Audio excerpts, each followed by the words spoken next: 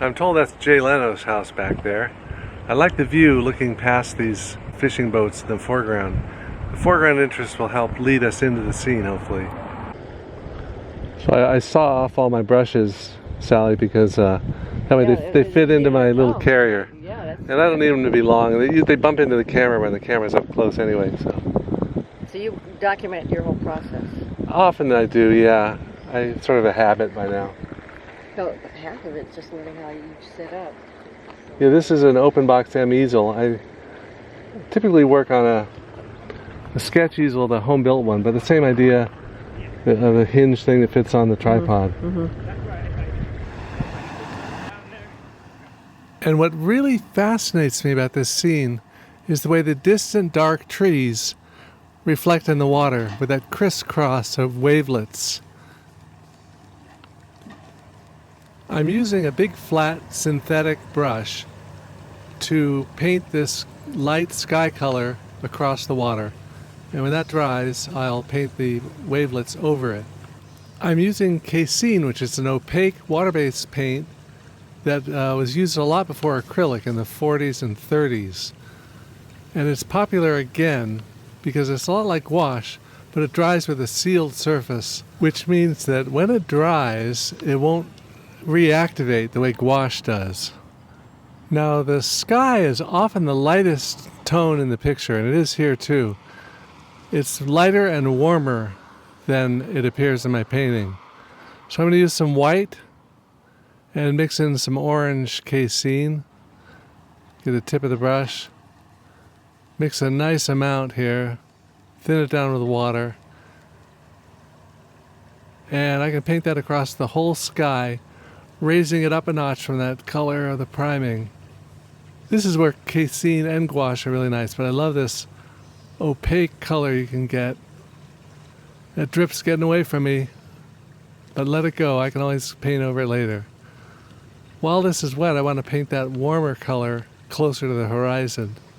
Skies are often warmer as you get closer to the horizon line.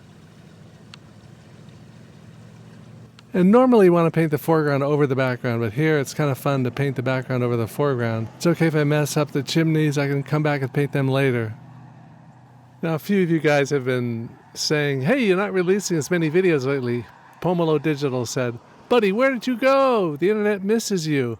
The reason is I'm doing books. The first book is called Life Lessons from Dinosaurs, and it's a lighthearted, whimsical, rip-roaring collection of Dinotopia artwork, along with wisdom from dinosaurs. It's encouraging, uplifting, and fun to give as a gift book.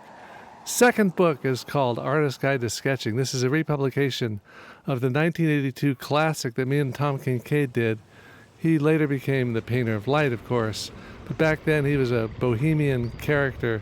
We wrote the most unusual book while working on Fire and Ice as background painters. But that's all another story. I'll save that for another video. Right now I want to finish up this painting. Now that that water surface is dry, I can paint the delicate network of reflections.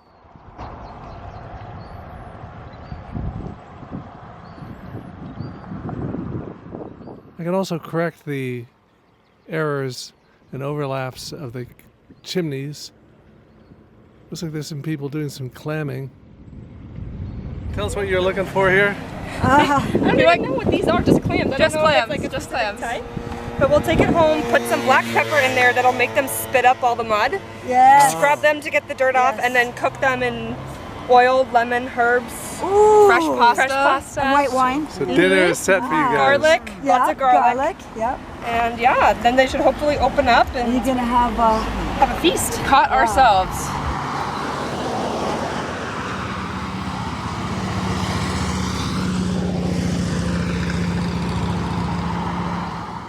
I guess painting outside is a lot like clamming or fishing. It's a socially acceptable reason to stand in one spot and do not much.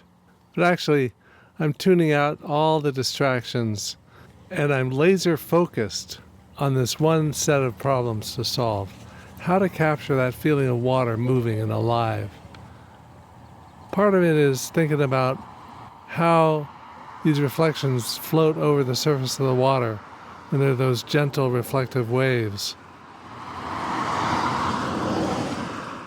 And it's always fun to see what I'm looking at on the left with what I'm actually painting, trying to capture even a semblance of the detail in the interest of real life.